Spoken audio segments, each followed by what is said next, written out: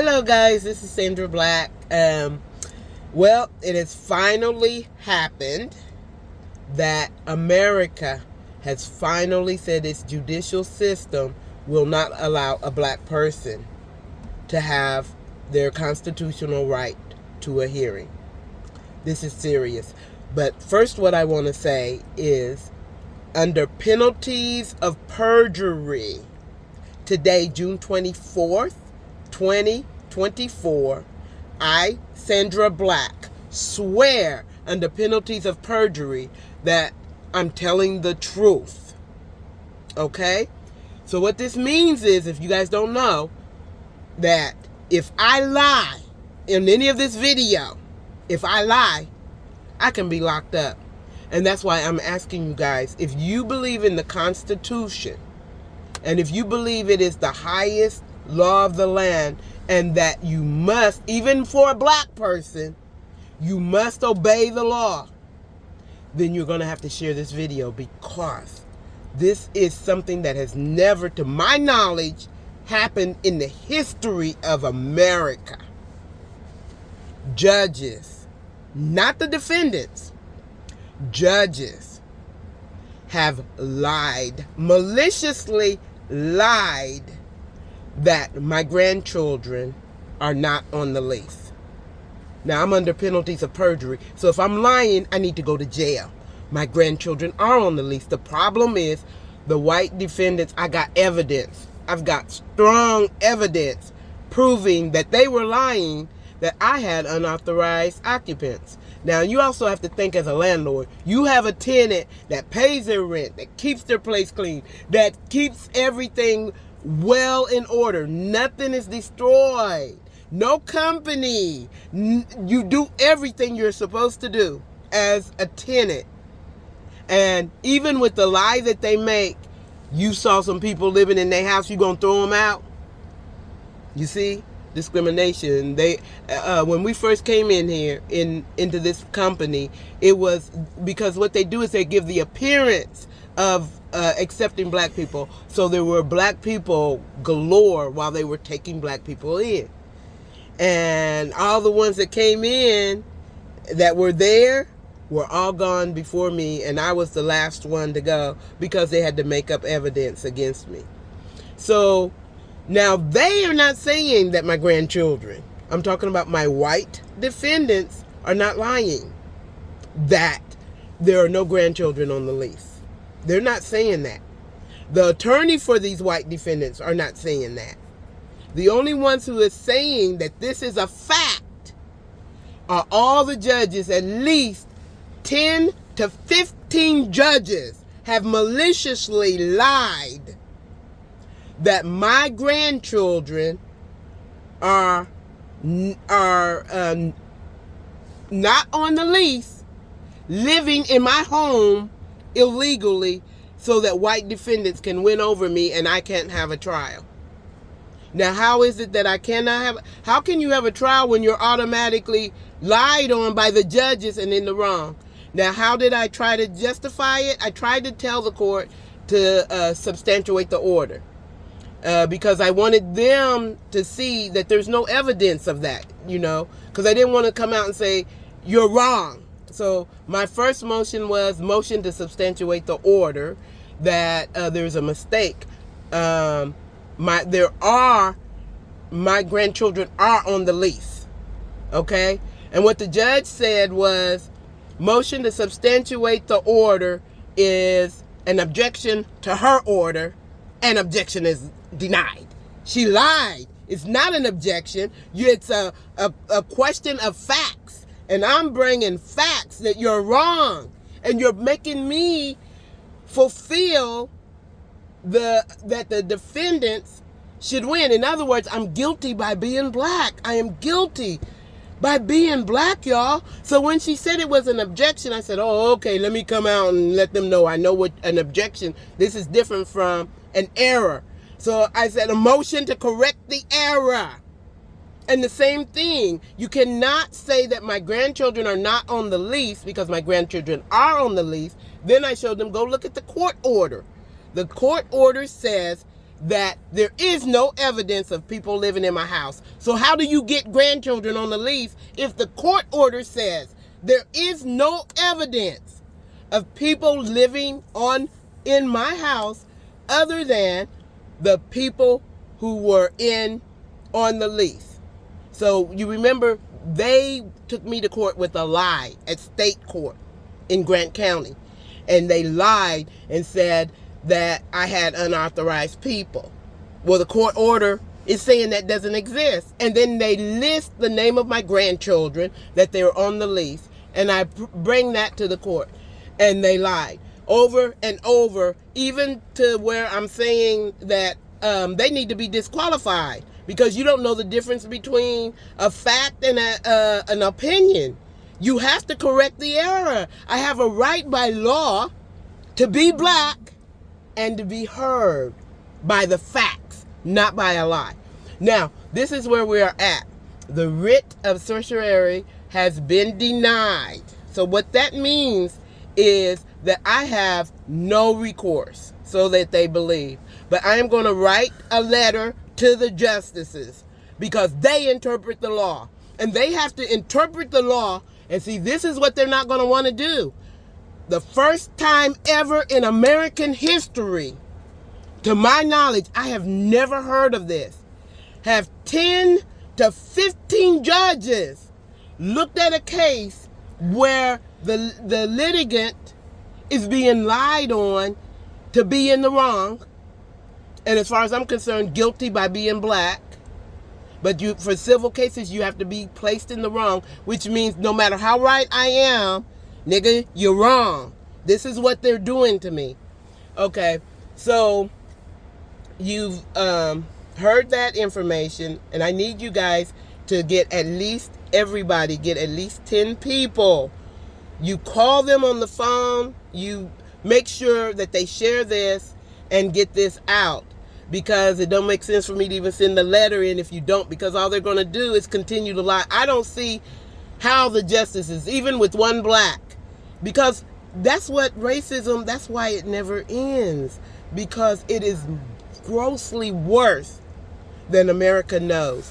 How can CNN, Fox, the United Nations, the governors, all Congress, the Biden, all of these people know that these judges are all lying, and you're not even going to talk about it?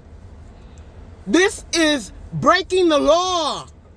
Judges lying so that a black person cannot be heard. And it's all over because I am out asking for special damages to help blacks only to get their reparations. They went nuts.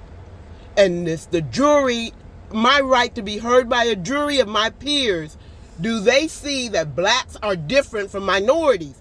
Is slavery and the fact that we can't go back to our own country make us suffer more than any minority? Because if it does, I want a jury to side with me for special damages. That's why I'm asking for $100 million. So that I will get whatever portion they say comes to me, and then we will start a fund for African Americans so that we can start getting our money for reparations to purchase our land, so that just like the Jews, the Japanese, the Native Americans will have a place to funnel the reparations into our community only. And see, that's the reason why we never will get a real reparations, because right now if you give blacks $100,000 apiece, there's absolutely no way they're going to have reparations, because they're all going to be in the same place. But once we have our own land, our own community, our own freedom, then we have some restitution. And they saw that juries might do that, and those federal white judges, and probably black ones too, lost their minds saying, we can't let America know that the justice system is this corrupt that they would do this to a black person. So excuse me. So I want you guys to please let people share this so that we can go viral with this. And I want to tell you, I know people will be like, how can she keep going? This is how. I had a dream. And I know that I'm supposed to be able to do something about slavery. I know that something is supposed to happen in my favor, and now I'm going to tell you the dream. In this dream, I was on a mountaintop. Very, very high mountain. Higher than any mountain in America. How do you know it's higher than any mountain? Because when I'm looking down this mountain versus the pictures of being on top of a mountain and looking down the mountains on TV, this here of looking down is at least 3 to 5 times huger than any mountain. I've never seen anything that's huge as this mountain. Anyways, it was so beautiful. It was all green grass, just like pasture, just green grass everywhere. You know, a few trees, but mostly all green and beautiful. And then a voice spoke to me that the answer and what you are looking for is at the bottom of the mountain. You will get it at the bottom of the mountain. So, if anybody know me, I'm going after what I'm looking for. If I'm going to get it, you know? And so I sat down, back straight, and my feet straight out in front of me. Remember now, this is a dream, please. So it's not like a lot of reality to it. But I'm going straight down the mountain just like this with my feet straight out.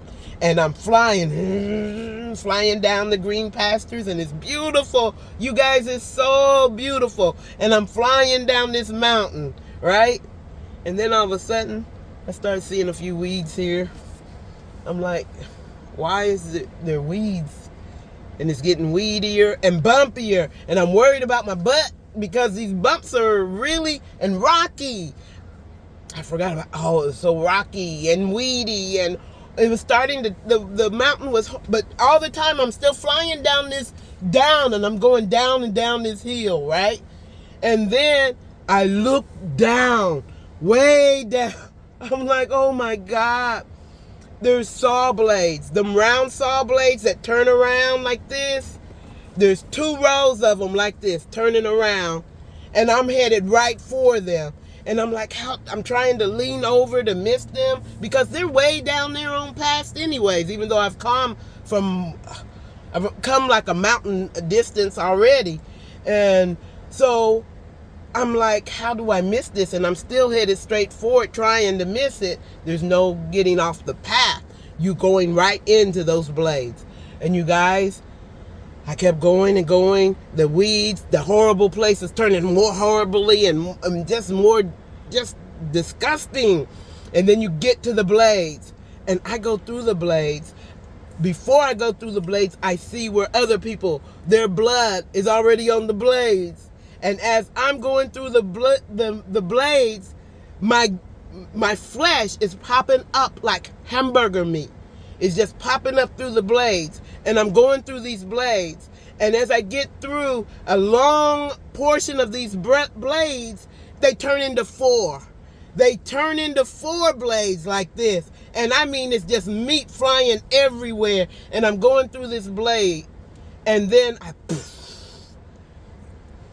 and the voice says, your answer is here. You have reached your destination.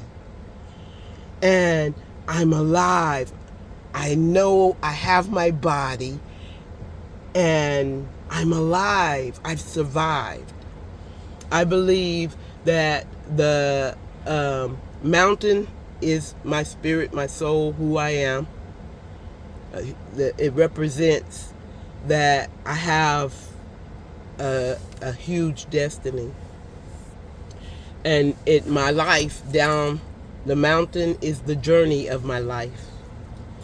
And as you can tell, for somebody in America that, you know, you're not allowed to have a trial, you're not allowed the truth by so many judges, at least 10 to 15 judges minimum have seen my work, and all of them are agreeing there is no error.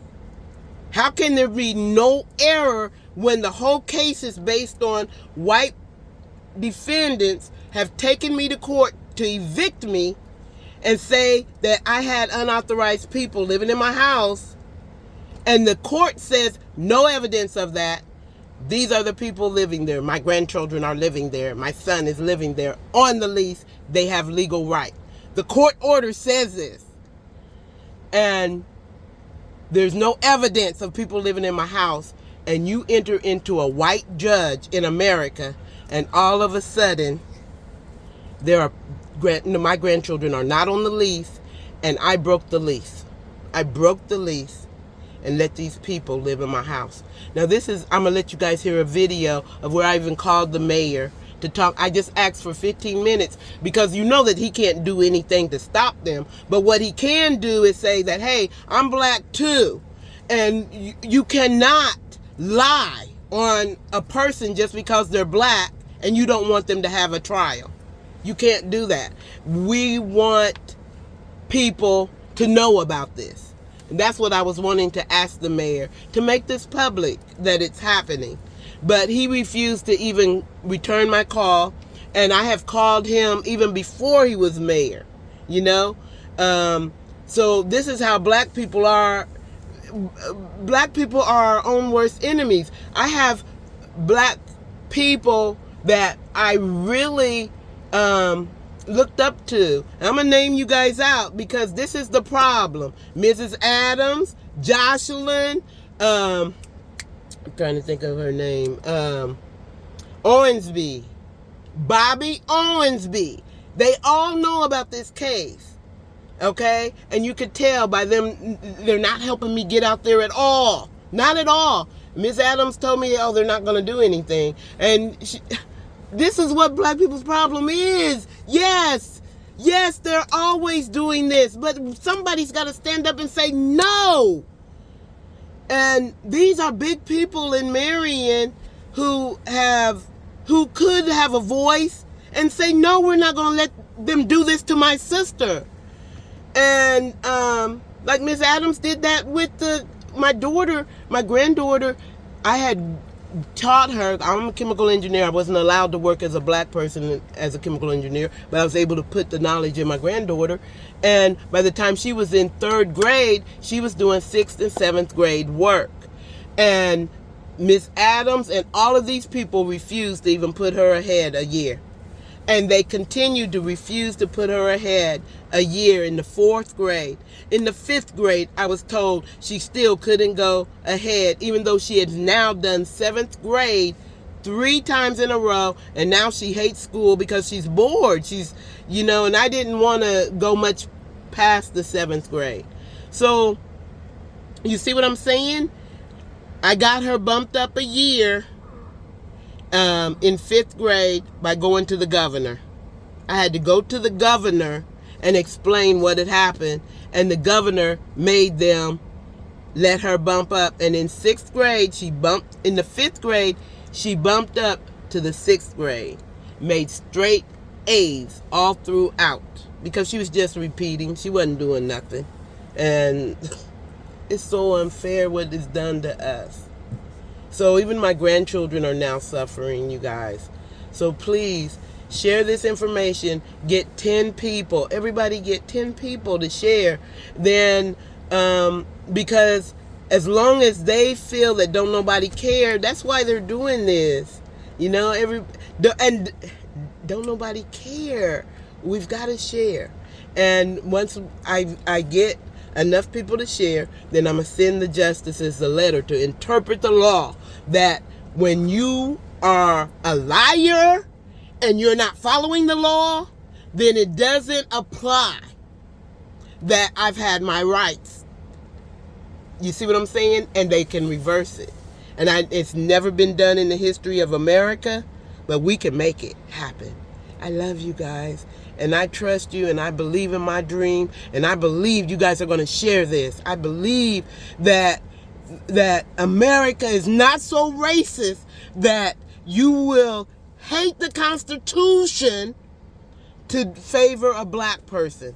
That it's not going to happen. I think even the worst racists will want to stand for America, not to hate the Constitution. That if the facts are one way, even when you're black, we have to go by the facts. Thank you for allowing me to take up your time and share this video. Have a good day. Thank you. To get in touch with the mayor. It'll be 2 weeks this Friday, and nobody's returning my call. And what's it in reference to, Sandra? I wanted to talk with him about a little problem. Well, it's a huge problem that I'm having, but I would like to just, before it's like, I don't know why you won't talk to me, I would like to be able to just have 15 minutes of his time to show it to him. Okay. What kind of problem is it? Because that's I have to know what it is before I schedule it. Okay. Well, the problem is a racist problem, and I just wanted to show that to him. And of course, it's up to him whether he wants to do anything or not. I just would like to show the issues. Does it involve him? It's something that he could do. It's something that he could do.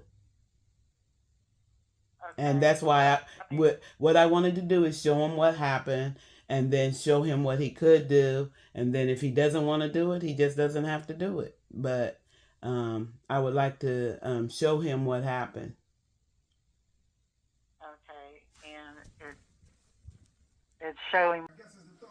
What good is a black president and a black mayor when African Americans, 41 million people, are denied their constitutional right by law to be heard in a court of law by caring judges that lie to save whites in the case? The least these black leaders could do is to demand public attention to the matter that blacks are denied a right to be heard.